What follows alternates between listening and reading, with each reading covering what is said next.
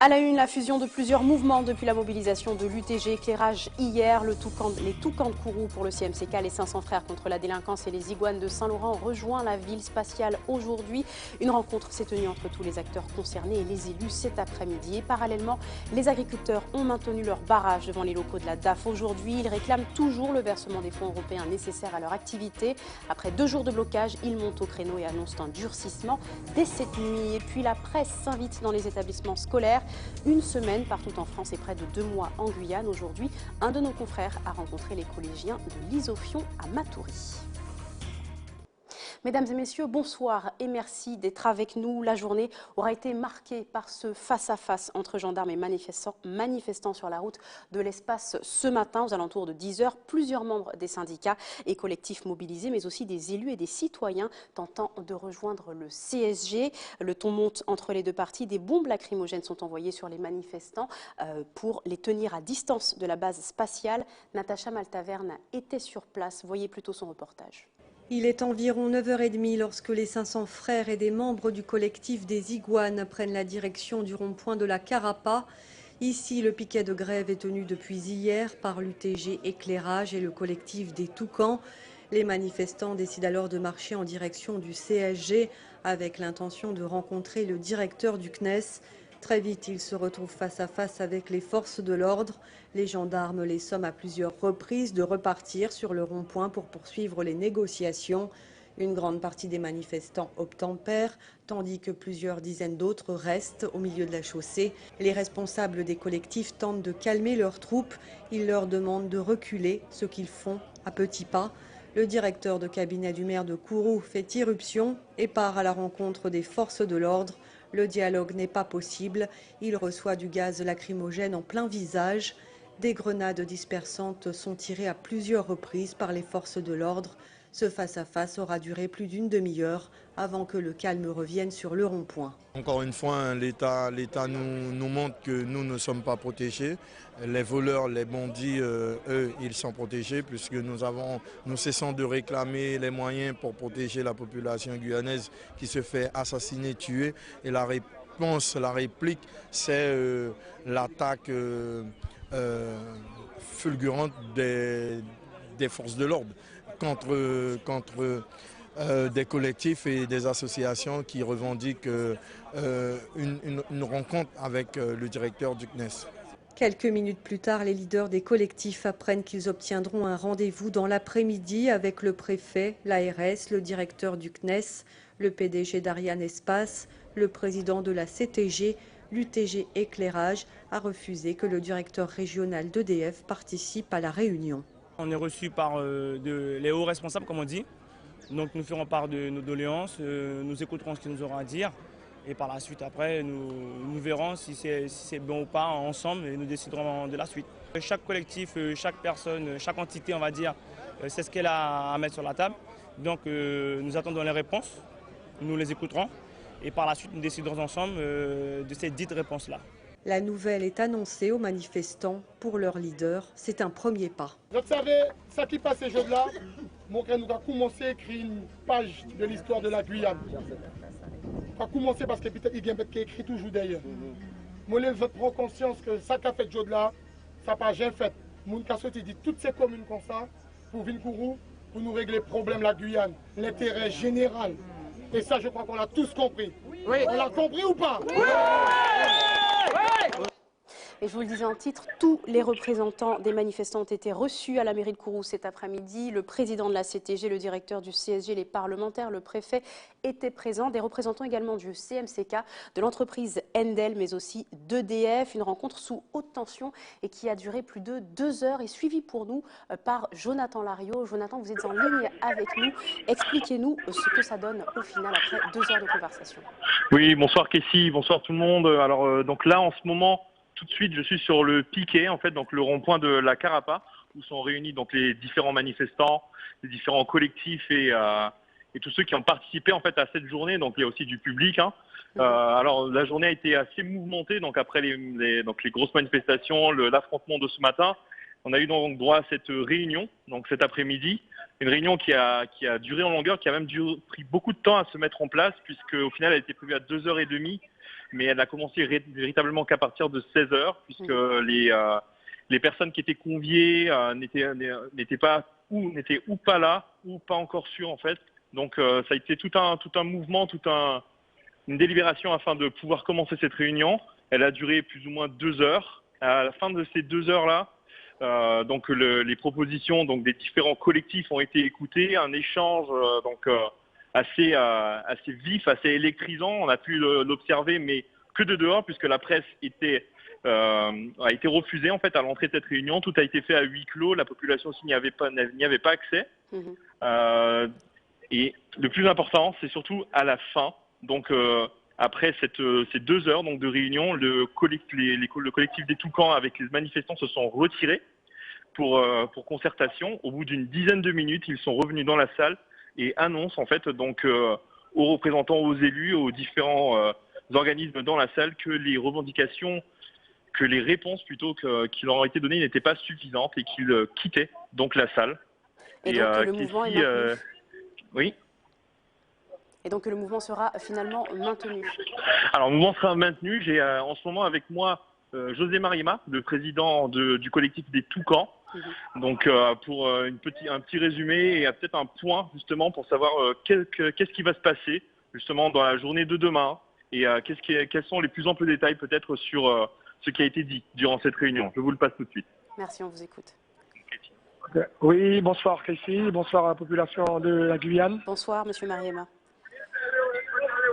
Oui. Alors Jonathan Larios commence à vous poser la question. Donc finalement, vous refusez les propositions qui ont été faites.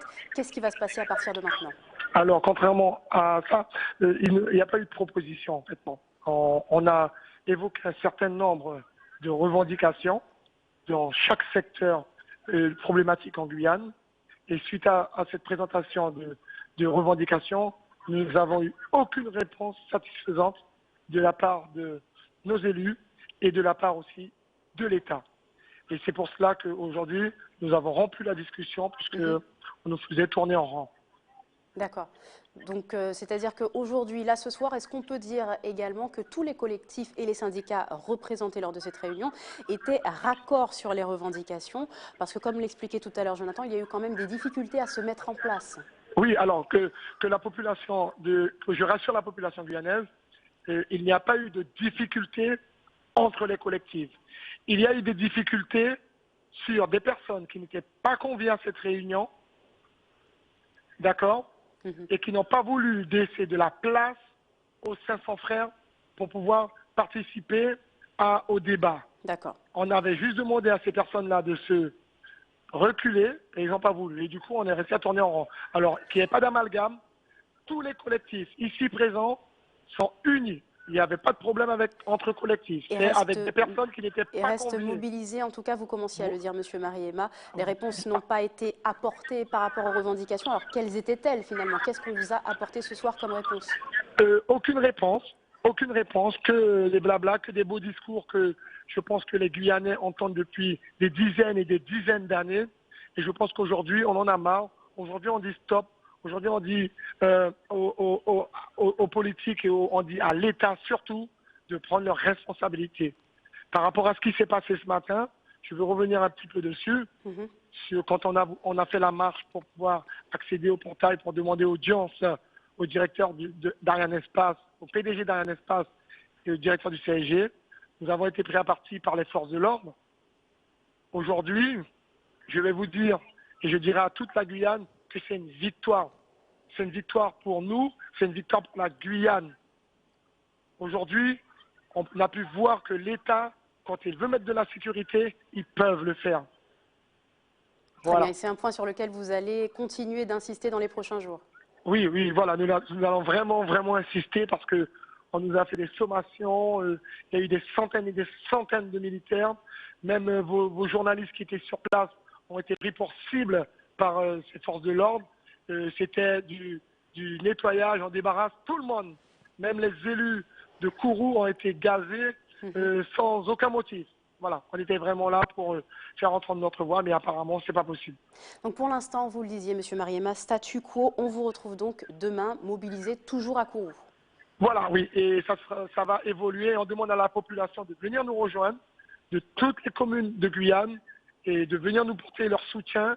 Et on se bat pour le pays, on se bat pour l'intérêt général. Merci beaucoup d'avoir répondu à nos questions. Je rappelle que vous êtes le président du collectif des Toucans de Kourou. Merci d'avoir été avec nous et merci à Jonathan Lariot pour toutes ces précisions. On poursuit dans ce journal et notez que le tir d'Ariane 5 qui était prévu demain, il est de nouveau reporté. Le transfert du lanceur vers le pas de tir n'ayant pas pu être effectué aujourd'hui à cause toujours de la grève de la société Endel, eh bien, ce lancement est repoussé à jeudi 23 mars, là également, si toutes les conditions sont réunies et le permettent. On poursuit avec un autre mouvement. Ils avaient déposé 2 porcelets dans l'entrée de la direction de l'alimentation, de l'agriculture et des forêts aujourd'hui. Après 2 jours de mobilisation sans résultat, les agriculteurs annoncent un durcissement du mouvement. Dès ce soir, 1h, la portion de route située devant les locaux de la DAF jusqu'au rond-point du campus Saint-Denis sera bloquée. Un marché y sera organisé. Il nous faut plus de précisions. Eh bien, écoutez ce qu'a recueilli pour nous Kerwin Alcide. On avait déjà fait un premier blocage où on avait expliqué un petit peu ce qu'on attendait des nouvelles mesures et puis des nouvelles conditions d'installation. Par exemple, on nous demandait d'avoir la MEXA pour obtenir un DJA. On avait eu le blocage de nos sessions de créances pour l'achat de notre matériel. Voilà, différents problèmes on devait nous apporter des solutions. On nous avait dit qu'on allait faire jouer les organismes bancaires, ce qui n'a pas été le cas, parce que finalement les organismes bancaires, on ne peut pas les forcer s'ils ne veulent pas prêter de l'argent. Donc comme tout cela a échoué, et nous, agriculteurs, nous sommes toujours dans le même stade, mais ça ne fait pas 2 mois que nous sommes dans cette situation, ça fait déjà 2-3 ans. Donc là, on a décidé de durcir le mouvement et de bloquer de manière définitive l'ASP, tant qu'on n'a pas gain de cause sur tous nos points de revendication. On se rend compte qu'aujourd'hui, les dossiers n'avancent pas puisque les banques ne veulent pas jouer le jeu, mais celui qui paye à la fin, c'est l'agriculteur qui reste bloqué. Donc aujourd'hui, nous, notre seul pouvoir qu'on a, c'est de manifester et de bloquer. Eh ben, c'est ce pouvoir-là qu'on utilise. On a rédigé ce matin, on a remis officiellement à midi un document de travail, un protocole de revendication avec les différents points détaillés, parce que c'est ce qui nous avait été demandé hier, de travailler dans le détail des points de revendication.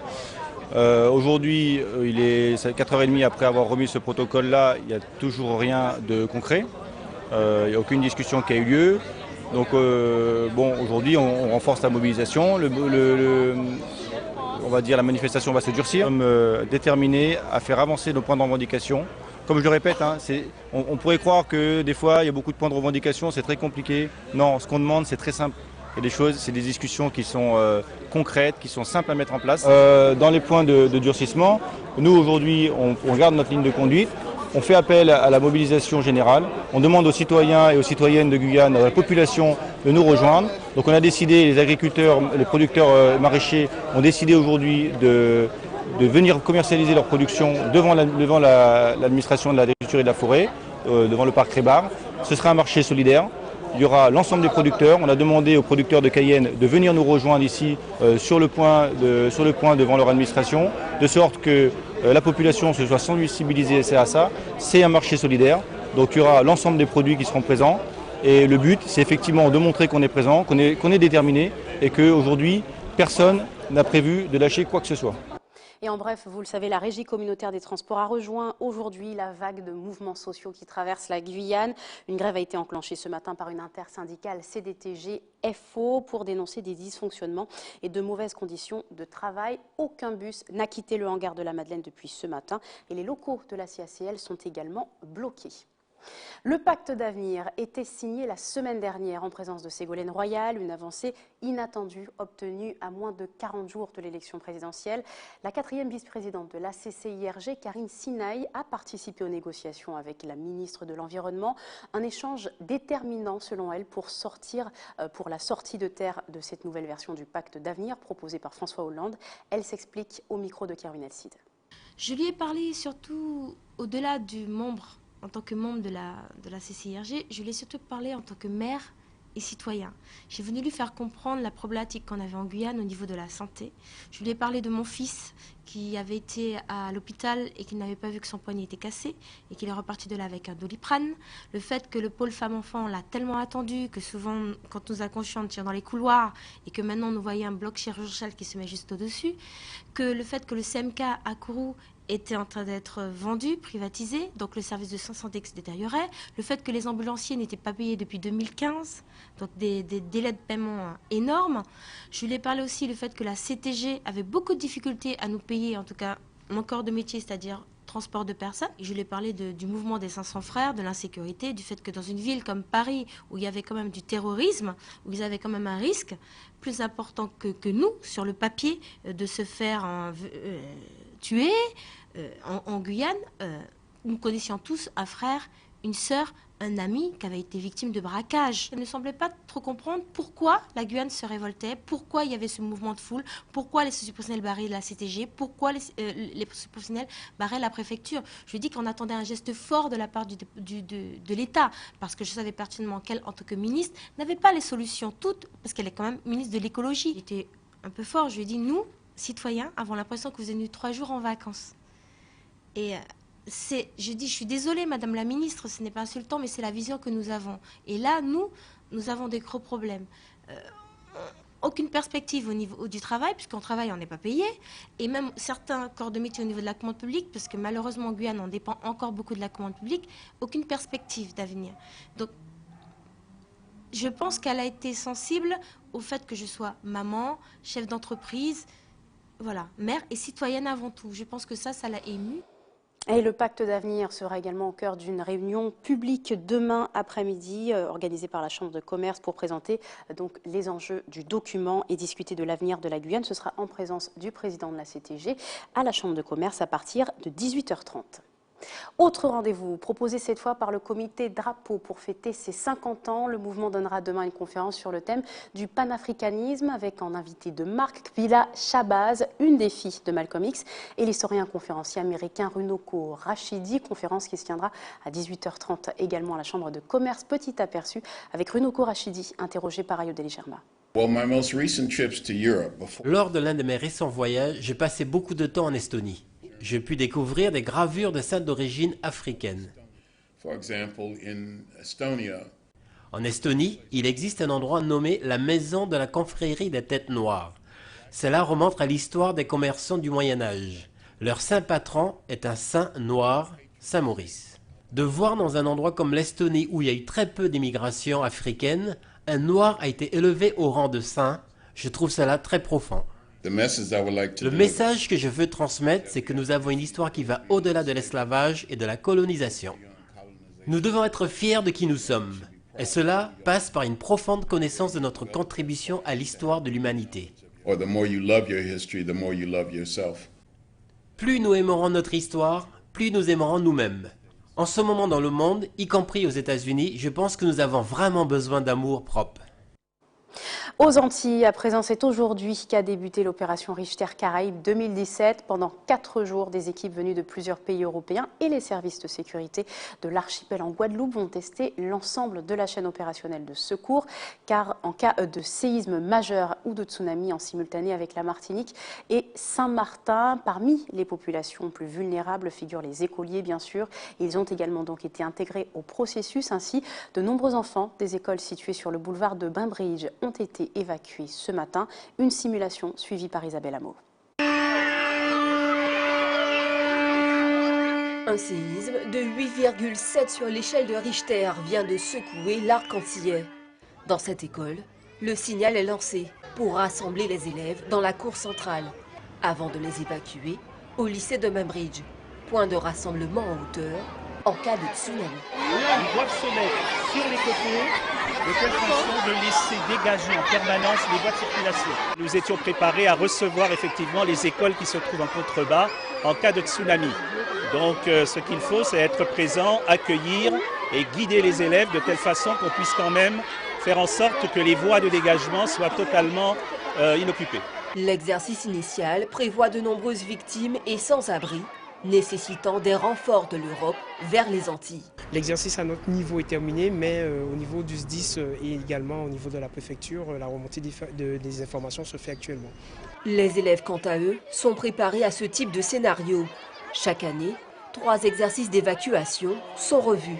Ils ont un exercice maintenant, depuis cette année, attentat-intrusion, avec tout ce qui se passe en métropole, donc on les sensibilise. Donc ils ont fait ça au sein de l'école.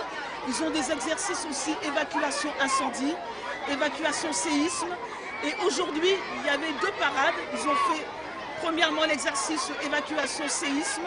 Donc comme on n'a pas d'étage, les enfants ne restaient pas. Parce que s'il y avait une école à étage, les enfants, eux, seraient sous les tables, sous les chaises. Donc il fallait qu'ils soient à 3 mètres des bâtiments, accroupis au milieu, où il n'y a pas d'obstacle, pas trop près des arbres.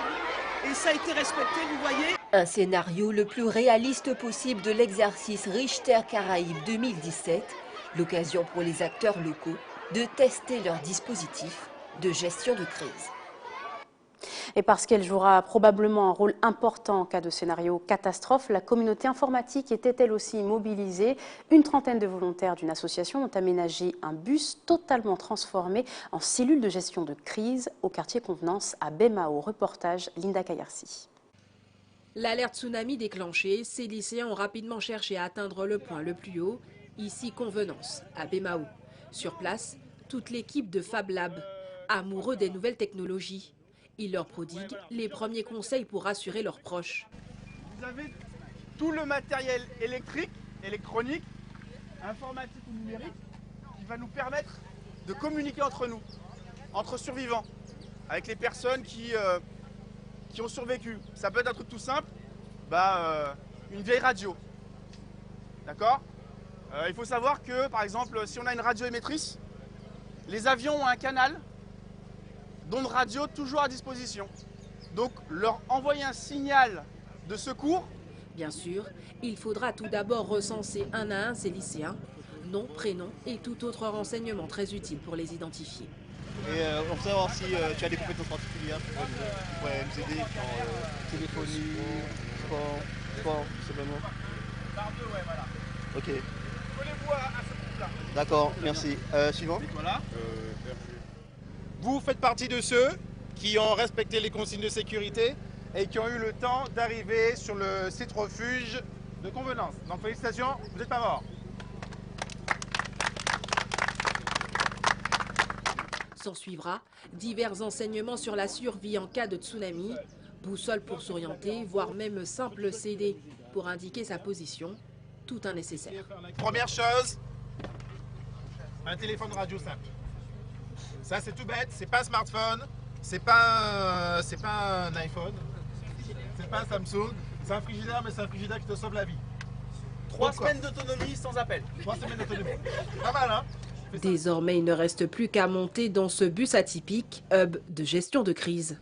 On est en liaison directe avec Marie-Galante et avec la Désirade. C'est un réseau qu'on a fait nous-mêmes. À l'intérieur, sur des écrans, évolution en temps réel du phénomène. Toutes les communications qui ont été faites via Internet vont apparaître ici. Là, vous les avez juste ici, là. À l'instant, vous voyez, on a envoyé l'information, exercice de prise en charge en cours, et vous avez, c'est arrivé directement sur Internet. Toute l'année 2017 jusqu'au nouvel exercice de Caribou 2018, nous allons peaufiner nos protocoles, nous allons analyser les données, les feedbacks que nous allons avoir de l'exercice de cette année pour qu'en 2018, nous soyons encore plus préparés, plus efficaces. Mission accomplie pour les membres du Lab Fab.